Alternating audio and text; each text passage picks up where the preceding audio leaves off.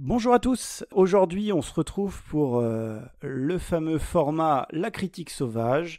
C'est Mickaël qui vous parle, en face de moi... David, et cette fois c'est pas des grillons.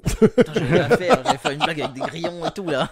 Voilà, comme vous l'avez entendu, il y a Quentin. Oui, c'est voilà, moi, Quentin. nous sommes tous les trois, Bertrand n'a pas voulu Et voir Bertrand le film. Et là, Je il fais est- très bien le grillon. Hein. Voilà, et du coup on a été voir Mission Impossible, The Final Reckoning. Tout ça ne peut pas être vrai. Et pourtant...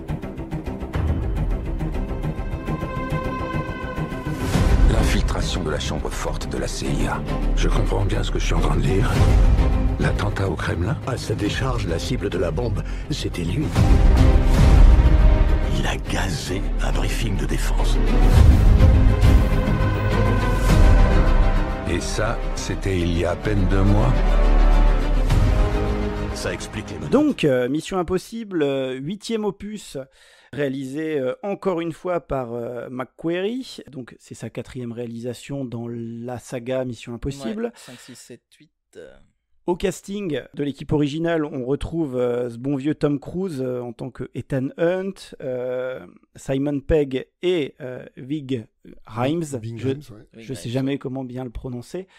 Ils sont accompagnés de leurs acolytes du précédent opus en la personne de Hayley Atwell, Pomme Clémentieff, merci, Française. Cocorico, et le grand méchant de ce film, Esse Morales. Oui. Voilà, donc qu'est-ce que ça raconte ? On suit le baroudonneur d'Ethan Hunt et de son équipe qui se lance dans une course contre la montre pour trouver l'entité, une intelligence artificielle malveillante qui peut réduire l'humanité à néant. Oui, on va. Un scénario qui tient sur un post-it. Oui. Ah bah globalement oui. Un peu Mais c'est étalé dur. sur presque 6 heures C'est de ce que je veux film dire, entre le 7e et le 8e. Oui, parce Si, que là, c'est on vrai. est sur 2h50 de film, quand même. Ouais, le plus long de la saga. Le plus long. Eh bien, messieurs, on va commencer directement. Vous avez pensé quoi de ce dernier opus ? Bah écoute, moi je vais me ranger un peu du côté de, et puis même c'est quelque chose d'assez global, mais je vais me ranger un peu de la vie générale qu'on peut entendre un peu partout. Hein. C'est un film il m'a pas déçu dans le sens où j'étais j'étais prévenu quoi, on va dire. J'avais entendu des retours plutôt moyennas et je suis assez en accord avec ça. Hein. J'ai trouvé le film, alors long oui et non, un peu comme le 7 dans le sens où il est long, mais c'est un film qui est très rythmé et tu te fais pas chier, du coup ça va. Même si c'est 2h50, j'ai pas trouvé le temps long quand même. Mais il n'y a pas la même maestria de mise en scène qu'on a pu avoir dans les anciens. Déjà, le 7 était un peu plus en deçà, mais je l'aime beaucoup quand même. Je le trouve quand même plutôt réussi. Moins que le 4, 5, 6, mais quand même le 7, je l'aime bien. Même je l'aime beaucoup. Là, ça va plus trop. Là, je trouve que c'est trop bavard dans un premier segment d'une bonne heure qui explique beaucoup de choses, alors que il y a trop de personnages qui sont pas assez développés. C'est toujours impressionnant en termes de mise en scène d'action. Il y a des séquences qui sont réussies, que ce soit au milieu, enfin au début du film, il y a 2-3 petites séquences qui sont plutôt réussies. Même si le film a une fâcheuse tendance à pas assez filmer des grands endroits. Au début du film, il y a beaucoup de séquences qui se passent dans des bâtiments et c'est très filmé court, sur des plans serrés et tout. On a l'impression d'être tout le temps étouffé, alors que genre il y a des endroits, genre il filme pas son environnement, c'est très bizarre. La fin a des séquences plutôt impressionnantes. La fin est relativement satisfaisante. Voilà, ça fonctionne, oui, ça fonctionne. Mais c'est juste que Mission Impossible nous a habitués à tellement mieux que c'est un peu décevant. Par contre, je tiens à dire quand même, pour moi c'est important, le film comporte à mon sens, l'une des meilleures séquences de toute la saga. Je suis assez d'accord avec toi. Avec la séquence au milieu, il y a une séquence sous-marine, on va dire, Mm. à un moment où Ethan Hunt se retrouve tout seul, et ça dure... En fait, le film qui est si bavard, d'un coup ferme sa gueule pendant 25 minutes. Ce qui est pas mal, hein, parce que ça cause beaucoup pour rien dire. Hein. Oui. Ou pour répéter, ce qui est presque pire. Ça fait vraiment beaucoup de bien, et je trouve toute la séquence réussie du début à la fin, jusqu'au plan final que je trouve magnifique de cette séquence-là, avec caméra qui s'inverse sous l'eau là. J'aime beaucoup ça et ouais non, vraiment toute la séquence. D'un coup, le film se réveille et t'es là genre waouh, qu'est-ce que c'est bien, et ça rappelle vraiment le meilleur de la saga. On est vraiment en apnée avec Cruise. Ouais. Enfin avec oui, Ethan Hunt. Et puis oui, c'est Mission Impossible. Du coup, il y a des choses où on part au-delà du réel en termes de. Mais on s'en bat les couilles, c'est un film. Voilà. Et c'est Mission Impossible. Voilà. Et moi, ça me va, et on va très loin dans le truc, et c'est ok. Et ouais, non, je trouve ça impressionnant et réussi. Mais c'est vraiment 25 minutes sur 2h50 qui sont soit juste sympa ou ok ou voilà, plutôt réussi, mais comme je disais, tu t'emmerdes pas, c'est juste qu'il y a plein de trucs. Il y a un peu un syndrome un peu Avengers aussi, avec plein de persos. Oui, avec l'équipe qui tout. s'agrandit, la surexplication des films précédents. Ouais, le film est un peu, c'est même un peu presque un aveu d'échec. Il y a des trucs où l'intro du film, il y a trop de flashbacks, il y a trop de rapports un peu nuls ça veut vraiment raccrocher les wagons avec le reste de la saga, et parfois de manière extrêmement artificielle. Le truc de la patte de lapin, non, ça marche pas. Ouais, il y a plein de trucs qui marchent pas trop, mais c'est pas déshonorant non plus. C'est pas une catastrophe. Non, mais enfin c'est décevant au regard de la saga. Ah, carrément. Parce c'est que quand même vraiment décevant. Qui a toujours été relativement qualitative. Alors je sais qu'il y a des gros bémols autour du 2 de John Woo. Moi je l'aime bien, je le défends, même si ça reste de toute la saga le plus faible jusqu'à ce jour. Jusqu'à ce jour. Bien que j'aime encore moins celui-là, parce que au moins, enfin celui-là, il a, à part ces 25 minutes que je trouve vraiment passionnantes, globalement c'est plat, c'est générique quoi. Ça ressemble un peu à beaucoup de choses qu'on voit et on se fait un peu chier. Alors que le 2, on s'amuse énormément, et il y a une photo que j'aime bien, et même s'il est un peu ridicule et un peu risible, au moins ça tente des trucs que j'aime bien. Il est maniéré le 2. On va dire qu'il est maniéré, mais c'est John Woo aux manettes. Mais je suis assez d'accord. Mais alors bon, moi je crois que je vais appuyer encore un peu plus là où ça fait mal, mais je suis globalement d'accord avec toi, Quentin. Moi, il y a trop de personnages et du coup ils sont pas développés. Ça, on est bien d'accord. C'est vraiment un problème. Mais ça, il va falloir qu'ils arrivent à intégrer les Américains, parce que c'est quand même assez typique du cinéma américain contemporain. Faut arrêter de foutre des personnages dans tous les sens partout, parce qu'ils n'ont pas le temps de les développer tous de manière équivalente. Surtout que c'est pas des personnages clés. Ils sont là pour être là. Et voilà, et ça sert à rien, surtout quand c'est pour magnifier le personnage principal. Parce que, et ça tu l'as pas dit Quentin, moi je vais le dire, parce que c'est quand même vraiment c'est presque un problème. J'adore Tom Cruise, que ce soit clair et net, je sais pas si j'ai déjà eu l'occasion de le dire dans nos podcasts, je le dis, c'est un mec que je défends bec et ongle, là où il y en a pas mal qui lui chient sur le nez. Par contre, là, il tend carrément le bâton pour se faire battre dans ce film-là. Le film est quand même une ode. Tom Cruise, une ode à Tom Cruise. Tom Cruise le Messie, Tom Cruise le sauveur, Tom Cruise le monde va être sauvé par Tom Cruise. C'est l'élu, c'est ni plus ni moins l'élu. Et là, je trouve qu'il tend le bâton pour se faire battre, et c'est dit, redit, rabâché, parce que le film rabâche beaucoup. En même temps, il a le temps, il fait 2h50. Et c'est assez problématique à ce niveau-là. C'est lui qui fait tout. Les autres, ils sont là, c'est quand même extrêmement fonctionnel. Je suis pas forcément d'accord pour ce qui est de l'équipe originale.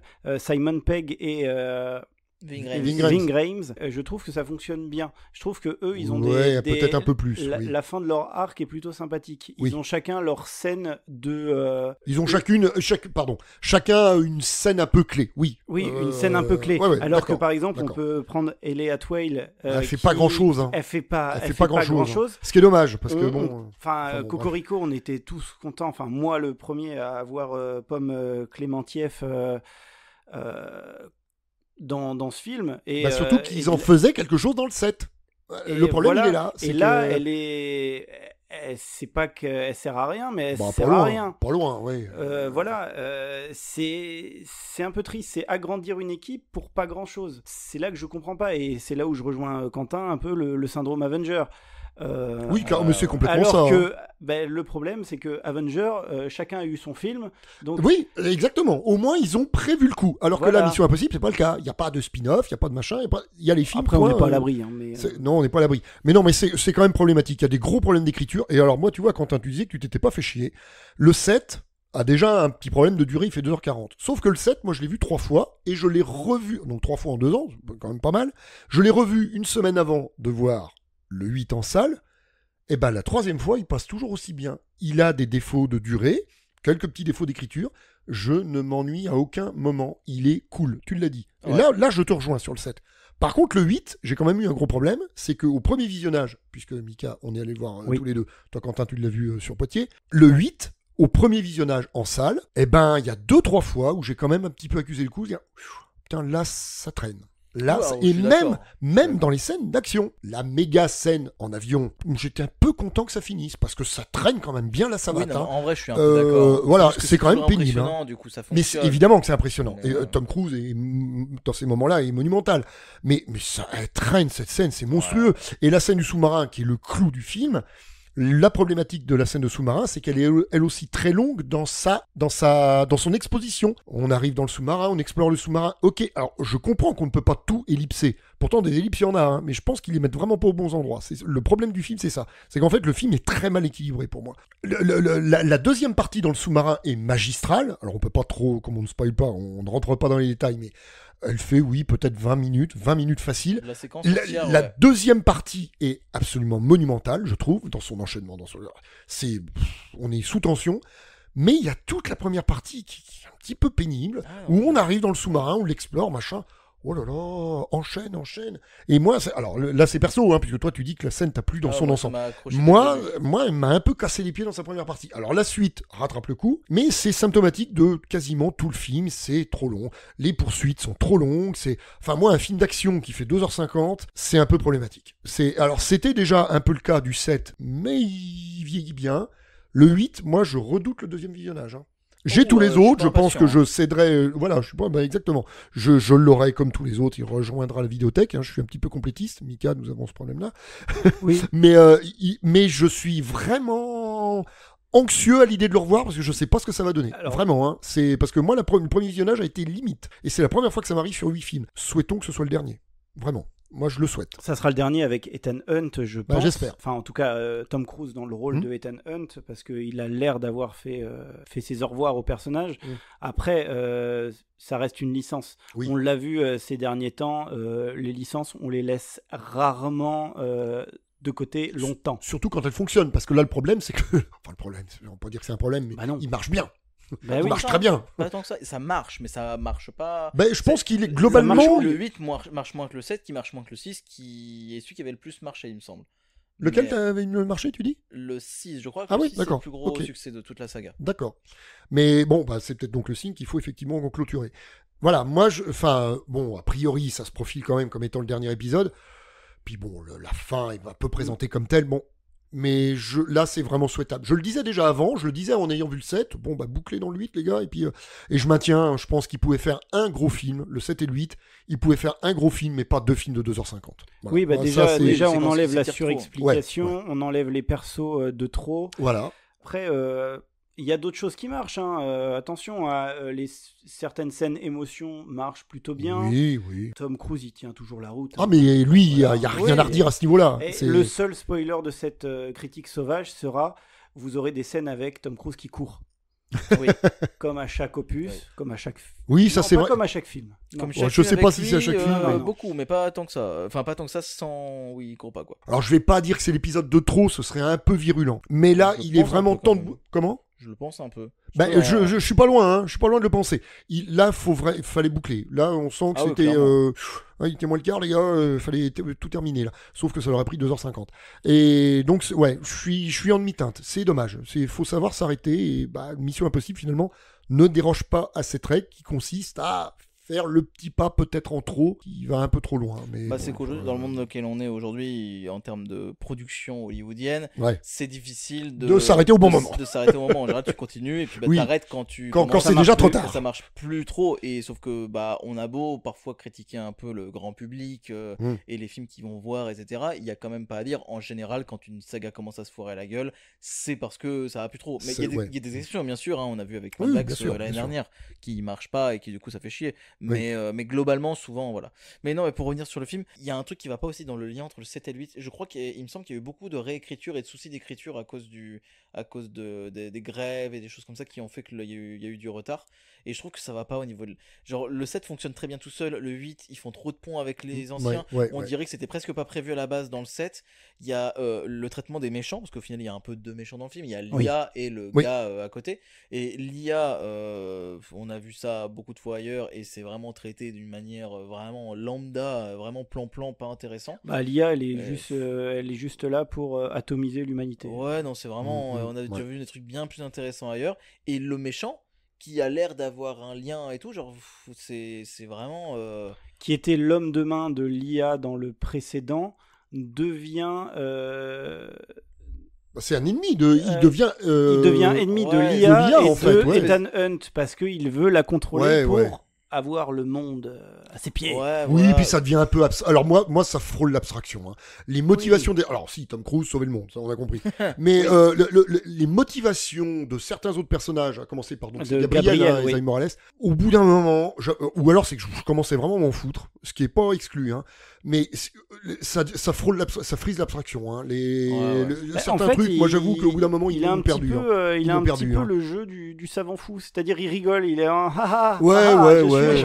Oui, c'est tellement plus quoi faire. Effectivement, t'as ça jusque dans la scène. Voilà, mais après, ça reste quand même un épisode plutôt plaisant. On a le droit à un vrai au revoir. Oui, non, puis dans de Ethan je le trouve un peu surfait, mais oui, ils appuient quand même. Bah, de toute façon, ils appuient tout. Ça dure 2h50. Mais tu parlais des réécritures, Quentin. De toute façon, il y a eu des trucs pas clairs, je pense. Parce que il était limite annoncé, Mika, tu m'arrêtes si je me trompe. Une année il y a 2 ans, voilà. Il était annoncé 1 an après le 7. C'est la grève qui a tout cassé. Quand le 7 est sorti, donc on se disait, de toute façon, dans 1 an, on a la suite, etc. Et c'était limite l'info de l'époque. Tout est tourné. Peut-être qu'il n'était pas finalisé en termes de post-prod, le 8, mais en gros, tout était tourné. Tu me feras pas croire qu'ils ont du coup gardé les plans initiaux, vu qu'ils ont repoussé d'1 an la sortie du 8. Il y a eu de la réécriture. Je pense qu'ils ont tellement pas cru en leur scénario qu'ils sont partis dans la surexplication. Voilà, ça sent le bidouillage. Moi, le 8, et ce qui pourrait expliquer le côté un peu boiteux du film, par certains aspects, moi, je trouve que tu sens le côté pas spontané, tu sens le côté bricolé, tu sens... Moi, je trouve que... Alors, on n'aura jamais le fin mot, hein, puis le résultat, il est là, il est comme il est, bon, bah voilà. Mais je pense que, de toute façon, l'idée d'avoir coupé le film en 2, déjà, bon, moi, ça me rend toujours un peu sceptique, et là, je pense que ça a joué contre eux. Bah, du coup, ça sera pas notre préféri de la saga, nous non, trois, clairement. Je pense. Non, clairement. Comme la saga est terminée, tiens, David, quel est l'épisode que tu conseilles le plus, toi? Je te prends de court. Hein. J'adore. Alors moi j'aime. Alors le De Palma parce que c'est un film de cœur parce que c'est De Palma et il pose Alors il pose la série et tout. Alors j'adore le De Palma. Je crois que les séquences d'action les plus folles c'est dans le 4. Puis moi le 4 il y a ce côté complètement décalé où il y a tout qui foire. Moi j'aime énormément le 4 mais j'adore le 5 pour cette scène Hitchcockienne qui introduit le personnage d'Ilsa Foss. Je peux pas te répondre. Je suis désolé. 1, 4, 5. Je suis obligé d'en garder 3 pour des raisons très diverses. 1, 4 et 5. Je suis désolé, je réponds à côté, mais voilà, j'en ai 3. Et toi, Quentin, est-ce que tu vas réussir à être plus concis que notre ami David? C'est compliqué d'en choisir un aussi, mais je vais m'arrêter plutôt sur 2 en citant le 5 et le 6. Le 5 que j'ai beaucoup révélé parce que il était pas du tout dans mes préférés. Et je sais pas, j'ai pas réussi à accrocher la première fois que je l'ai vu il y a quelques temps. Parce que j'ai dû le voir 2 fois, peut-être un truc comme ça. Et là, j'ai revu toute la saga pour l'occasion de la sortie de l'épisode 8 et puis d'un projet que j'ai à côté. Prochain. Ouais, d'un projet où j'avais besoin de regarder des films des années 2010. Et en revoyant le 5, j'ai pris une grosse claque en le revoyant. Il est trop bien le 5. Et j'aime autant le 5 que le 6. Ouais. C'est difficile d'en choisir un des deux. Ouais, le 5 ou le 6, difficile. Trop difficile. Et toi, Mika? Oh bah moi je vais choisir le 6. Évidemment. Parce qu'il y a du muscle. Parce qu'il y a Henry Cavill, bien sûr. Non, je l'attendais. Non, au-delà du truc, je trouve qu'il y a quelques scènes qui sont quand même marquantes. Moi, oui, il y en a, mais c'est pas vraiment pas mon cette préféré. scène avec Tom Cruise et Henry Cavill qui sont dans les toilettes publiques. Oui, cette scène-là est assez dingue. Oui. Et la scène des ils sont contre un seul mec, et ce mec, il fait une tête de moins que deux. Et ils se prennent une rousse et ils défoncent les chiens. Ouais. Non, cette scène-là est assez dingue. Ouais. C'est trop bien. Et puis il y a un petit twist aussi que moi je me suis laissé berner. Que moi j'avais vu venir. Mais... moi je le trouve vraiment, vraiment très très chouette. Et pour moi, de toute façon, du 1, moi je fais partie de ceux qui n'aiment pas le 2. Il y a quand même une petite ascension du 1 jusqu'au 6, et après ça stagne avec le 7, et peut-être que ça descend avec le 8. Voilà à peu près mon diagramme sur la saga. Moi ça faiblit à partir du 6. J'aime beaucoup le 6, hein. J'aime beaucoup le 7, mais le 5 on a atteint un point, voilà. Mes préférés sont plutôt entre 1 et le 5, vous l'avez compris. 1, 4, 5, je le redis. À partir du 6, ça décline gentiment. Ça finit avec le 8 que je ne trouve pas catastrophique, mais très très très très en dessous. Donc il était temps que ça finisse. Voilà, c'est... Ok. Et bah comme cette critique sauvage du coup. Il est temps que ça se finisse. Bah voilà. Voilà. Et bah écoutez, si vous avez aimé cette critique sauvage, vous pouvez la liker, vous pouvez vous abonner à la chaîne de la Horde Sauvage. Et puis bah si vous avez vu le film au cinéma et que vous avez un avis et que vous voulez le partager, il y a la section commentaires juste en dessous. Voilà, et bah on vous fait des bisous et puis on vous dit à la prochaine pour une prochaine critique sauvage. Bisous. Bisous à tous.